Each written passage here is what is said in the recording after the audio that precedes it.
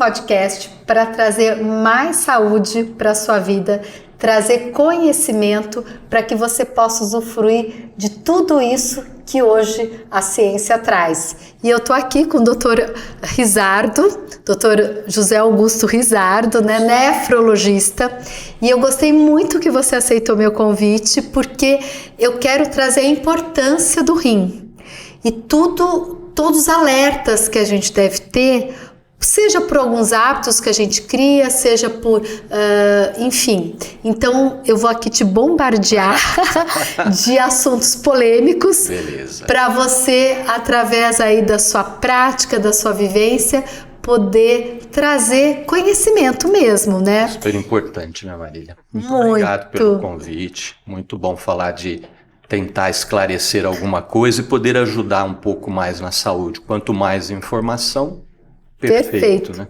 E eu já venho com a primeira polêmica, porque assim, eu me preocupo muito, eu tô dentro hoje tentando trazer mais a medicina integrativa, onde a gente se preocupa muito em estudar a fisiologia, tentar otimizar esses processos, e a gente sabe que tá muito hoje, um dos recursos que a gente tem é a suplementação de proteína. E aí eu fico muito alerta nesse rim aí, como que é isso? E eu quero ver como que você vê essa suplementação, como que repercute lá com você, enfim, me dá o outro lado da moeda. Super atual essa pergunta, o posicionamento.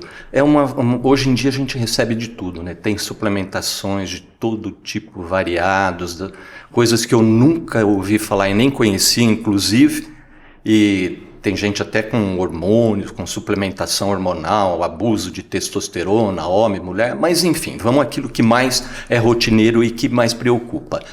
A creatina, afinal, a creatina é ou não é prejudicial aos rins? É importante ressaltar que a creatina é uma fonte de reserva de energia. Ela é um radical fosforilado, unindo creatina com fósforo, né? E esse radical é armazenado, ele fica parado, quietinho, como um tampão na musculatura. Quando o indivíduo precisa de uma suplementação, e é importante ressaltar que o nosso organismo produz a creatinina, ela é sintetizada no fígado, rins, pâncreas. E aí ela é armazenada na musculatura, né? A creatinina ou a creatina? A creatina. A creatina é endógena, nós produzimos ela. Então, esse lance, o primeiro ponto a ser realmente colocado, é necessário uma suplementação? Quem é que precisa disso? Por que você vai usar uma suplementação? Normalmente são atletas, superatletas, que têm exercícios extenuantes, exercícios físicos muito mais vigorosos, de impulso, de rápido consumo, de explosão. E esses indivíduos, a partir de 92 das Olimpíadas, em Munique, que eles começaram os primeiros estudos. Então, é o primeiro ponto, salientar que a creatina é natural, nós produzimos, e ela é usada como uma fonte de energia dentro das células. Não é dentro das células. Quando há uma necessidade de suplementação da energia do ATP, que é a nossa energia fundamental, ela é quebrada, libera o radical fósforo para o difosfato, que é o ADP, ser transformado em ATP. Esse é o ponto. Agora, mas tudo bem, legal, ela dá uma energia, ela é ótima, suplementa, ela vai provocar uma reconstituição muscular, um aumento da musculatura. É tudo bem realmente? Então, aí começam, né? Os trabalhos científicos, eles não têm mostrado claramente uma ação prejudicial. Sim. Com o uso regular de 3 a 4 gramas por dia. Né? De creatina. De creatina. Acontece que a creatinina, que é um marcador da função renal, ele é derivado da creatina, através do quê? Do catabolismo muscular. Então é fácil de entender, um indivíduo mais musculoso, mais creatina e mais creatinina. Aí todo mundo pode pensar, bom, então a creatina não é legal, porque ela pode aumentar a creatinina. Também não é bem assim. Se o indivíduo estiver legal, for saudável, não tiver nenhum problema de saúde, o aumento da filtração glomerular ou dos rins, no fundo, pode compensar essa possível elevação da creatinina através do uso suplementar da creatina. Então, tudo é uma questão de dose. Olha, uma coisa que você já alertou e que eu achei muito importante que fique é que não se use de forma indiscriminada. Perfeito. Porque, com certeza, a gente não vai negar os benefícios de uma creatina. Mas é para todo mundo? É aí que está o problema, né? Eu lembro de uma paciente que uma vez me fez justamente essa pergunta. Marília, eu li, eu posso estar tomando? Eu falei assim, não sei. Eu tenho que avaliar, eu tenho que fazer seus exames, eu não sei se você tem indicação. Ela é boa? Eu só não sei se ela é boa para você e se ela está indicada para você.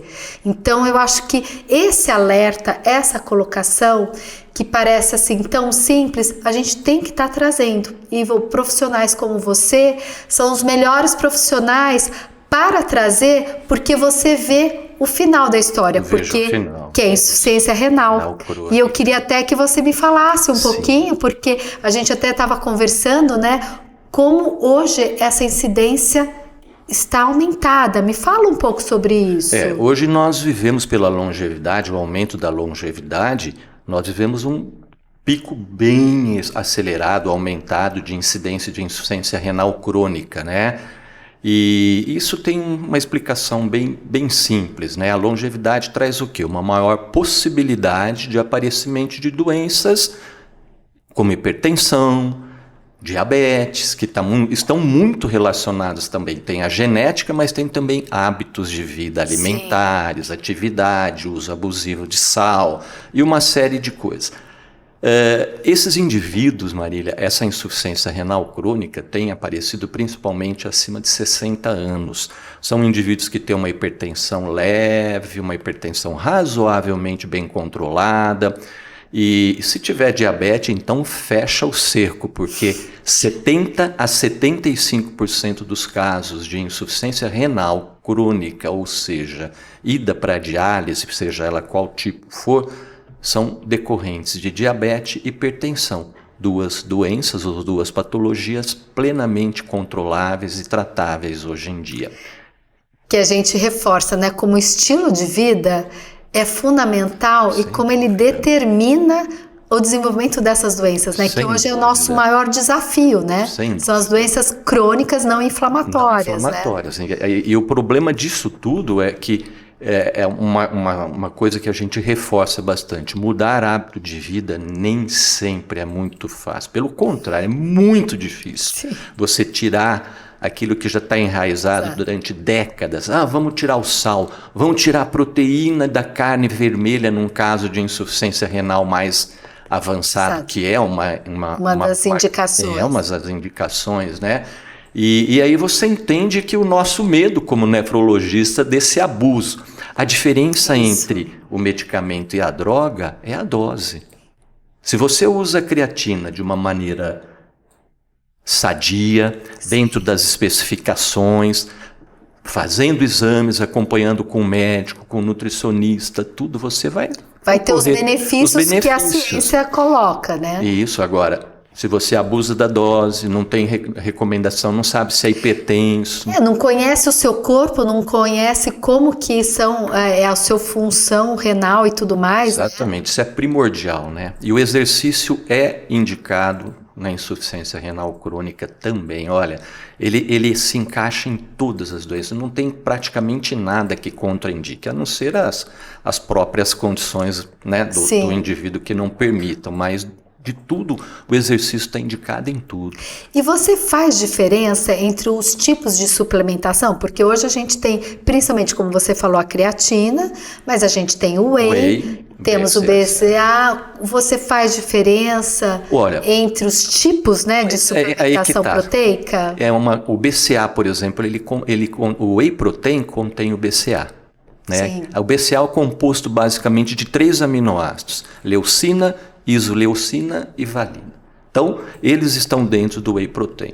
Não existiria nenhum problema de você misturá-los, desde que a dose, e também entendendo que já contém o BCA dentro do whey protein. Justo. A creatina, eu não sou especialista nisso, mas pelo que eu leio, a creatina é o que tem uma resposta mais adequada, mais pronta para quem está querendo uma recuperação energética, uma recuperação muscular, um ganho muscular e também aquele pique, aquele vigor. Né? Aquele vigor de exercício, malhador e tal. O BCA entra na constituição. O aminoácido é a base da proteína. Correto. E a proteína é o músculo em si. Né? Então, basicamente são essas indicações. Tudo bem estruturado, bem dosado e bem indicado. Porque os 3 dependem de uma boa função renal, mas eles interferem por mecanismos diferentes. Exato, né? Sem dúvida. Que aí no caso do aminoácido, aí onde entra a amônia, a ureia, é por outro caminho. É outro caminho, isso. A creatina já é direto, né? Aí você colocou bem o metabolismo nitrogenado. Sim. Toda a nossa fonte de energia, no fim, é a base de nitrogênio, e o nitrogênio vai ser transformado em ureia, que vai ser eliminado. Vai ter um nível de ureia legal na circulação, assim como a creatinina também. Existe um parâmetro normal, mas para uma função normal de rim, a gente está falando, né? Tá tudo tranquilo. Agora, o indivíduo tem que saber que ele está bem, que ele está bem para praticar um esporte, para repor, para fazer uma suplementação. Ele tem que saber que seu rim é legal, porque os rins não são somente responsáveis pela filtração pura e simples do sangue. Isso que é legal. Fala mais sobre a importância do rim. Olha, o rim, ele, além de filtrar, que é a função que todo mundo conhece, ele é responsável pela hemoglobina, pela eritropoetina, ou seja, pela formação do sangue. Então, um indivíduo que não tem um rim funcionante, ele vai ter uma anemia por falta de um hormônio chamado eritropoetina. O rim é responsável pela saúde dos ossos, pelo controle da pressão arterial. O rim desencadeia a hipertensão arterial e a hipertensão arterial acaba batendo fortemente nos rins. Os rins controlam a volemia, a temperatura do corpo, o metabolismo ácido básico, o metabolismo do cálcio, do potássio.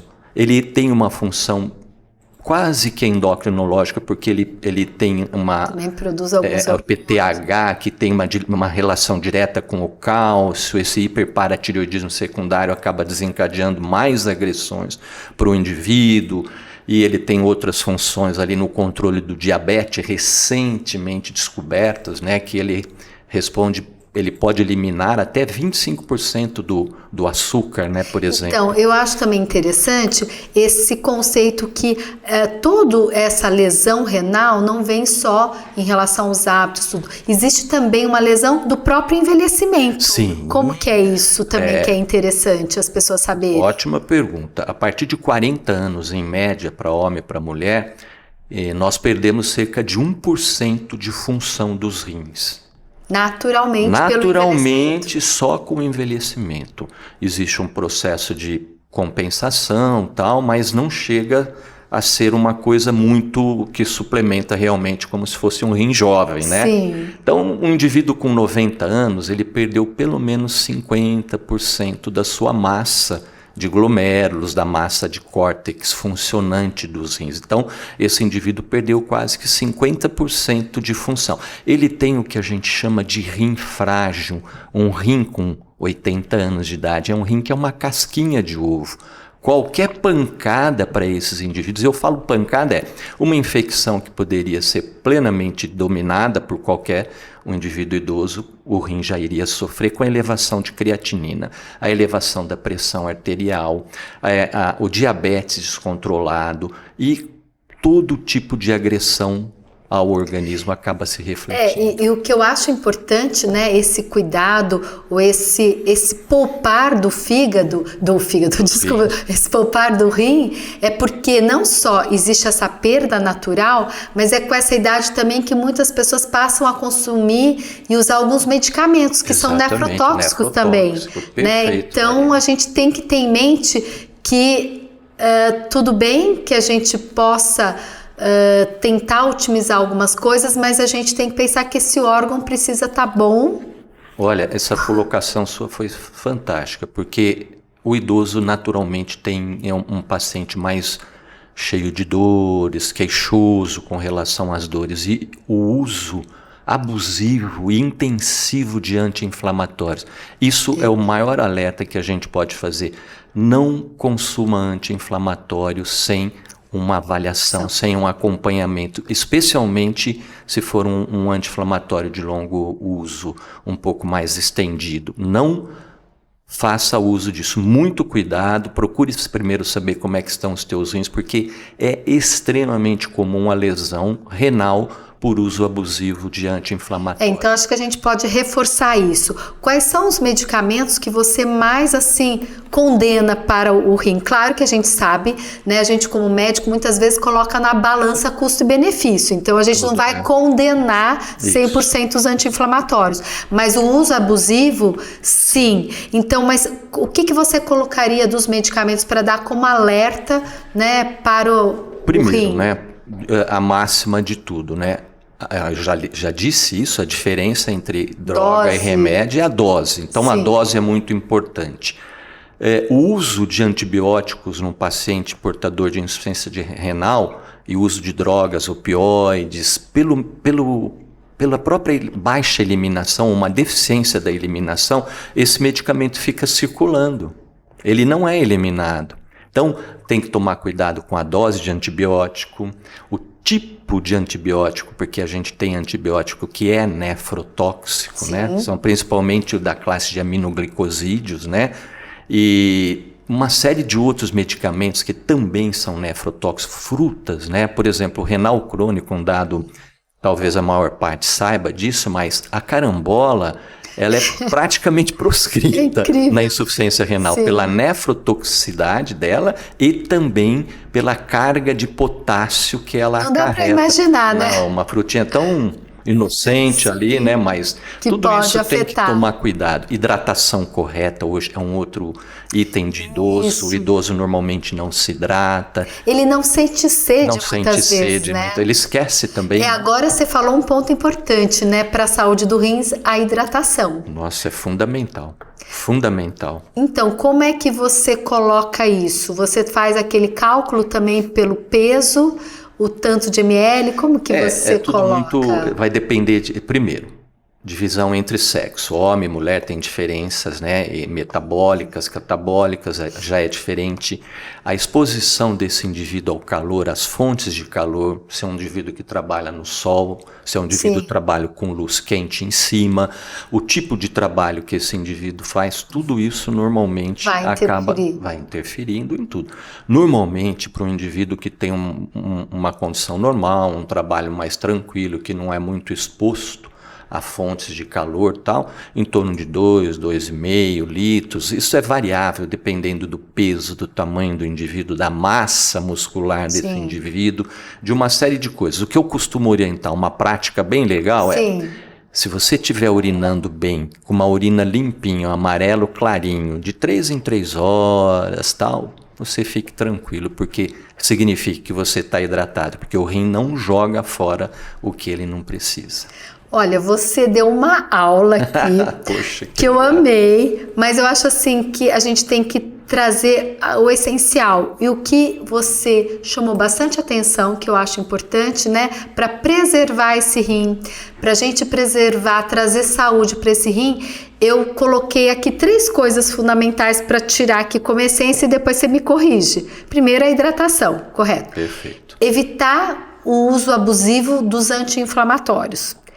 E evitar o uso de suplementos sem uma orientação, sem um monitoramento e sem uma indicação adequada. Corretíssimo. Só para fechar, controle da pressão arterial para quem é hipertenso e do diabetes para quem é diabético. Ou seja, ter um estilo de vida mais saudável. Bons hábitos, né? Bons hábitos. Esse a gente consegue dar conta, mas a insuficiência renal, não infelizmente, ainda é só a hemodiálise e a diálise, né? Por enquanto ainda é só ou isso. O transplante renal. Transplante que hoje já é um acesso mais fácil, né? Já está muito facilitado, vários hospitais, vários centros transplantadores, tudo. E também ter o órgão, não é importante que se doe, né? Sim. Fazer uma campanha aí pela doação também, né? Sem dúvida.